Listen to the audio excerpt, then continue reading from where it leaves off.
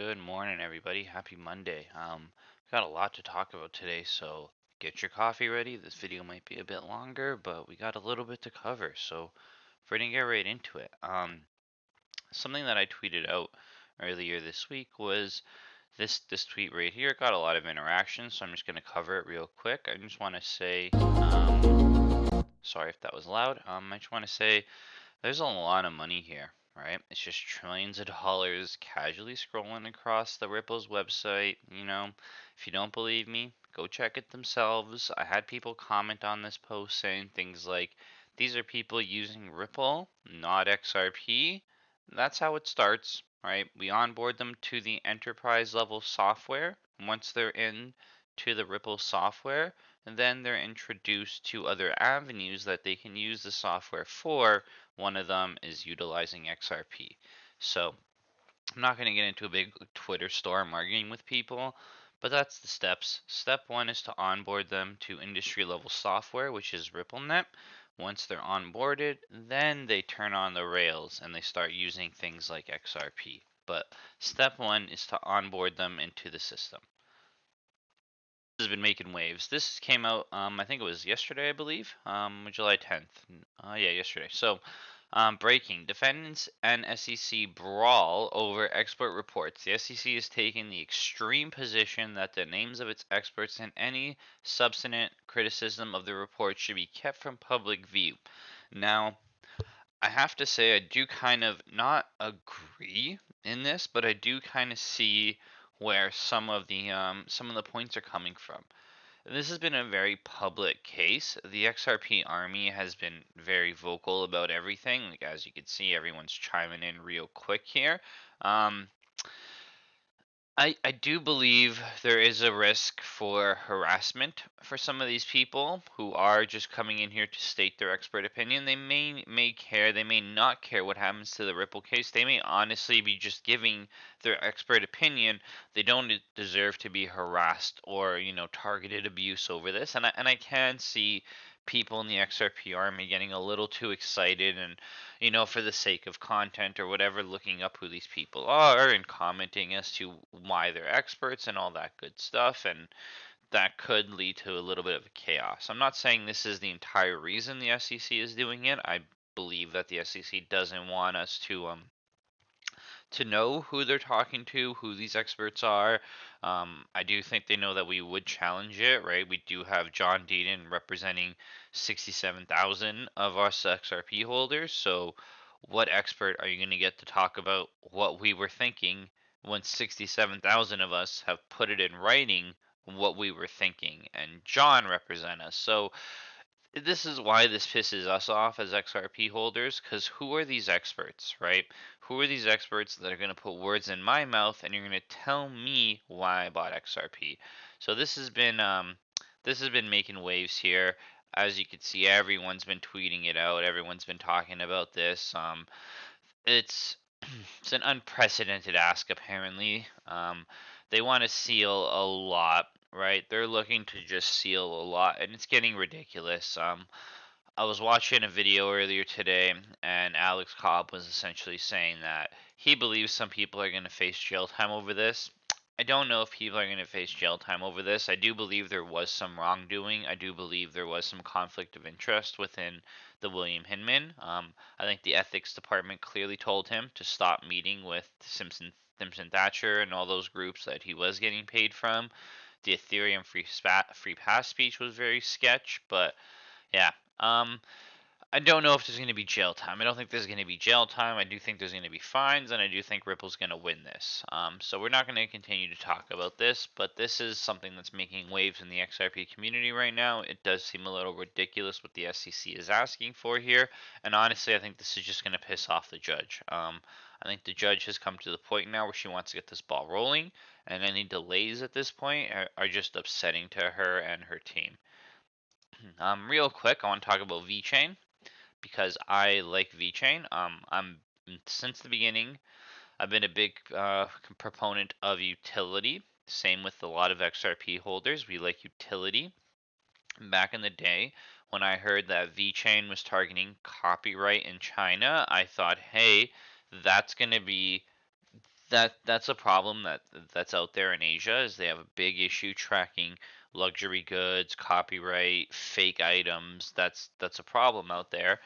This is a great tool that I thought that, they'd be using, and then I saw it being adopted by Italy in their luxury food markets, things like tracking meats and different cheeses and stuff like that back to where they were.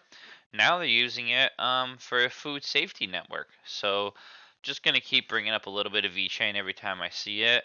China's got a big network for food, right? There's a lot of people out there to feed, to try to like say, hey, we're able to, not only track the food a lot better, but we can make sure that the food is safer with non-GMOs and whatever. VeChain is solving problems. So I'm not going to sit here and shill VeChain too much. You go do what you want, research your own. I really like VeChain. I like things with utility, and I like how they're making waves in places like Europe and China. I think that's really, really good for them. I'm a VeChain holder. This was good news for me. I liked hearing this. Moving on to Jed. I know we've been talking about Jed. Jed has 17.964 million XRP left. He's currently selling at a rate of 4.25 million every day, it looks like, give or take. I'm not gonna read the people are sending him well, people are sending him messages right now. If you want to go read them, they're pretty funny, but I'm not gonna go read them all. Some of them are pretty mean. And they say a lot of bad words. But he'll be done this week. If the XRP ledger volume stays the same and he continue his daily sell of 4.2 million, he's only got 17 million left. 17 million out of 9 billion. This guy is done. Then that's it. And again, we talked about this before. I don't think, hey, the day Jed sells, oh, we're going to skyrocket. No, no. But you have to think he had billions of XRP that were being dumped. Not billions at a time, but he had billions of XRP that throughout the years got dumped, and all of it got bought up. All of it, right? Just think about that. If any other coin had a big, I forget how much of the percent this is, but it's a giant percent of the entire ledger, and he dumped it. He sold that entire chunk of the ledger, and we bought it back up. It didn't kill the project. It didn't run it down to zero. People were willing to buy this asset back up, even though there was this constant sell pressure. There was this giant bag that this person was selling. It got all bought up, and now ever since this 4 days now, once this is done, it's never going to happen again. We're never going to have Jed McCaleb sell walls, which is huge, It's not, it's huge for us as a community. It's not going to be super huge on the charts. I think there will be an impact. It'll be an impact that'll be felt the longer time goes on. We may not feel it immediately, but a month from now, all of a sudden, that daily sell pressure isn't going to be there. I think you'll start to go back and look at, like, 3 months from now and say, hey, we're going up a lot. We're going up slowly, but we're going up. And one of the reasons we're going up is there's no more of this big whale dumping on the community. So again, I don't think this is our hey, we're all going to get rich here, Jed's done selling moment, but it is something we've been watching, and it is going to be a pretty awesome day when the goddamn taco stand is out. So this happened on Friday. Rogers had a big outage across Canada, and Bank of Canada was offline. Everything is back online now. I just want to talk about this. I know they're talking about Bitcoin as a solution.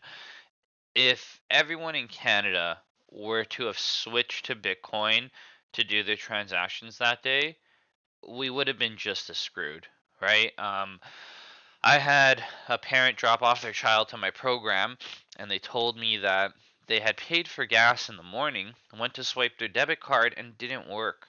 The teller at the gas station took a picture of their license and said, "Hey, I hope you come back tomorrow, because, what are they gonna do? Bitcoin wouldn't have solved that, right? She had to get her child to my program in the morning. She filled up her car with gas. She expected to just pay and walk away. Bitcoin, she's stuck there for 4 hours, or she pays and then what?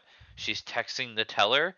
Did it come through yet? Am I okay? Like, it's still not a solution. And all the transactions would have happened all at once today. I mean, on Friday, everyone buying gas, everyone buying coffee. The network would have clogged and grinded to a halt. Bitcoin is not the solution. I know it's really easy to say, haha, traditional banking went down. Bitcoin, let's be honest, right? Bitcoin wouldn't have solved the solution. Even if all of a sudden we had to use the Lightning Network needs pre-funded channels. If I'm a business and I don't have a pre-funded channel set up, and then everyone's tapping the current pre-funded channels that are set up, it taps out and it dries up, right? Where does that on-demand liquidity come from? And I know that's a really key word for us in the XRP community, but it's an honest question. If I'm if I'm using the Lightning Network and I'm a vendor and I need to fill my channel with Bitcoin because I have a bunch of people, I have a spike in Bitcoin transactions today because traditional banking is down. Where do I get that Bitcoin from? Hmm? I need it now. I don't need it tomorrow. I need it to fund these channels now. So, on-demand liquidity, right? Liquidity hub. These things that Ripple is building. All of a sudden, you see why we need these things. Even if we were to use Bitcoin, it still wouldn't have worked. It wouldn't have saved us in that in the network outage on Friday. So I saw a lot of people talking about this. Bitcoin wouldn't have saved us. XRP, different story. XRP goes fast, XRP goes cheap. But Bitcoin, no. Bitcoin wouldn't have saved us here. So I tweeted this out. Web3 Pro is onboarding big brands to Web3. Some screenshots from their website. Something tells me Ethereum is not the blockchain of choice for enterprise level brands. So if you go to their website, this I don't people like aren't talking about this website a lot in the XRP community, but I want to bring it up. So Ripple's an investor here. Um, these are some of their partners, right? Ducati, Lamborghini, Atari, Omen, BitPay. We got big brands here. Berkeley, Amazon Web Services, Circle, Coinbase, like Hyperledger. There's big brands here. On their website, they're showing you Gucci. They're showing you Ducati. They're showing you these big luxury brands. These aren't tech savvy brands. These are brands that want to get into Web3, but certain things matter for them. They want to be carbon neutral. They want it to be quick. They want it to be easy. They don't want to think when they're doing it. They just want to pay somebody to make it happen. That's where this website Web3 Pro comes in. This Web3 Pro is seems to be a website that is onboarding all these different big companies. So Crosstower partners with Ripple to add its NFTs mint on the XRP ledger to the marketplace. So recently, I've been looking at all these different all these different companies that are building NFTs on the XRP ledger. These aren't small brands. These are big brands that are transferring to the ledger.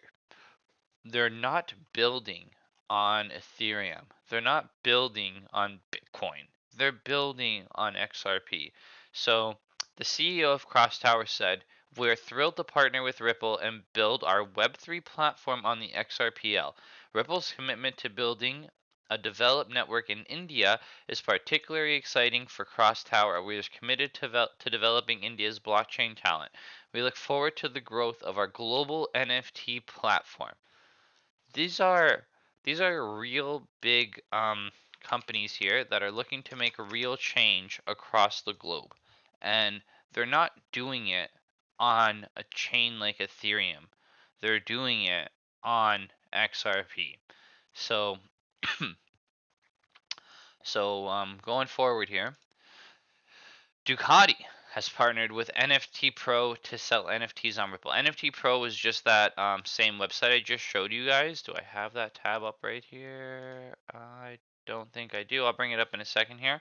But NFT Pro is the same guys as Web3 Pro. Let me bring it up.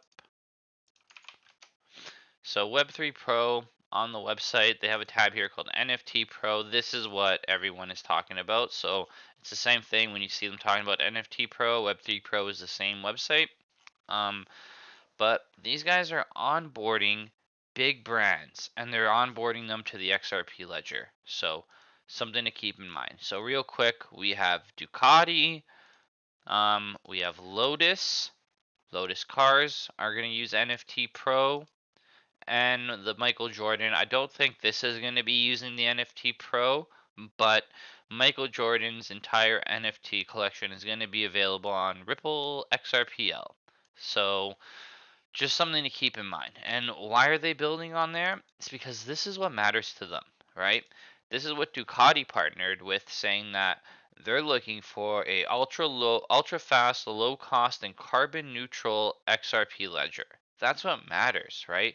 They want it to be fast, they want it to be low cost, they want it to be carbon neutral. The other thing that they want is they just want to pay someone to do it for them, right? If I'm Gucci, if I'm Lotus, if I'm Ducati, I don't have time to sit here and put together an entire different wing of my company to get people to 3D model and get my things onto the metaverse and make sure they're not hackable. No, if I pay Web3 Pro, they're responsible, right? They take the responsibility of the design, the auditing, the marketing, all that good stuff. They're responsible for security. I wipe my hands of that. I can say I'm offering it to my clients. I'm offering NFTs. We are a part of Web3. However, I don't have a team building it. I hire these guys, I throw money at it, and these guys do it.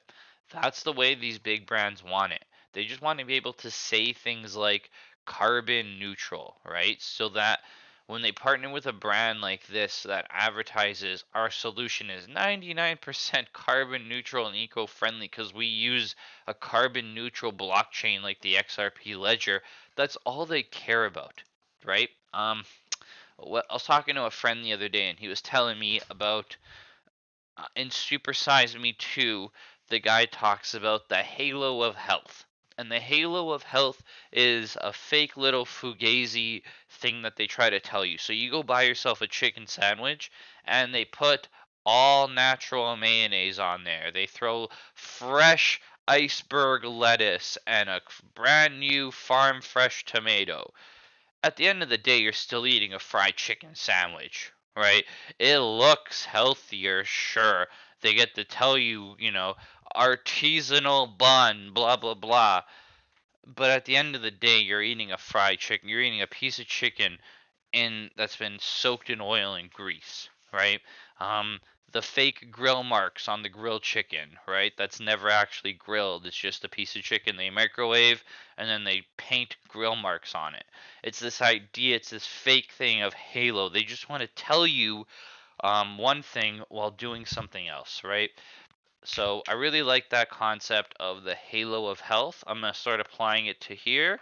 There's this halo of good finance. I want people to think that I am carbon neutral. I want people to think that I am part of the future. I'm doing Web3. I'm a front-facing company.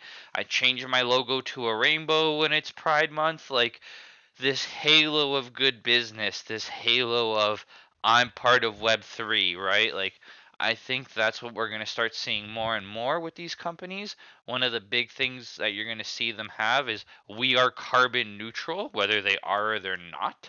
Um, and yeah, we're going to start to see things like very similar to this halo of health. We're going to start to see it around the halo of finance. Things that people want. We're safe, we're secure, we're Web3, we're carbon neutral, even if they're none of those things.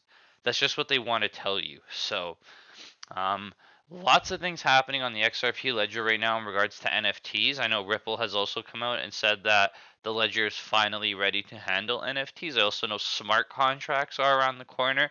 We didn't talk about that. This video is already getting too long. And the last thing I want to do is I just want to kind of give everyone a little hit of hopium on their Monday, because why not, right? I don't know who this guy is. I'm sus on this institutional investor. I don't know. I don't know about this account. I'm very sus on all the Riddlers, Baba Cugs, all those guys. I'm very sus, right? Like, I don't believe in Mr. Pool. I don't believe in Bearable Guy. I'm not a believer in those things. So, full transparency there. However, I do like me some conspiracy, and who doesn't like a little hit of hopium every once in a while? So, this guy's saying XRP will hit 9 cents. After that, XRP will hit $28 and even $100. Banks know that retailers will buy a lot of XRP. This is true, that 90% of retailers will sell all their XRP at 28 and diamond hands at $100. Once 98% of retail investors sell all holdings at max 100 XRP, they will switch private XRP ledger to the public XRP ledger and price will shoot up to thousands in no time. I don't think so. I don't think so, right? Like, I know people like to say market cap's not real, and I have my own thoughts on market cap, right, in regards to supply versus circulating supply, especially within the XRP ledger itself. There is a lot of reasons to have tokens not in circulating, right? We have escrow, we have reserves for wallets, we have reserves for trust lines. That's not actively circulating XRP. However, it's not XRP that's destroyed either, so it's a little bit of a weird one for the XRP market cap. It's still a thing. I'm sorry, market cap is still a thing. It's not something that holds down your price, but it is an equation. And if XRP were to hit $1,000, especially overnight, what does that value ripple at? It's too much. It's too much. Like, I'm sorry, it's too much. However, I do think my targets for this run up are 7 to 14. 22 was my absolute top. So I thought that was interesting that he was in and around a 20. We had a $28 jump here. I'm not gonna, you know, I'm giving you guys this as a hit of hopium. I'm not giving you this as a, shit on your parade type of day. But take it with some stride. I don't think this is gonna ever happen like that, but you never know. Maybe I'm wrong. That's it, everybody. Sorry this was a long video, lots to talk about. Have a great Monday. Bye.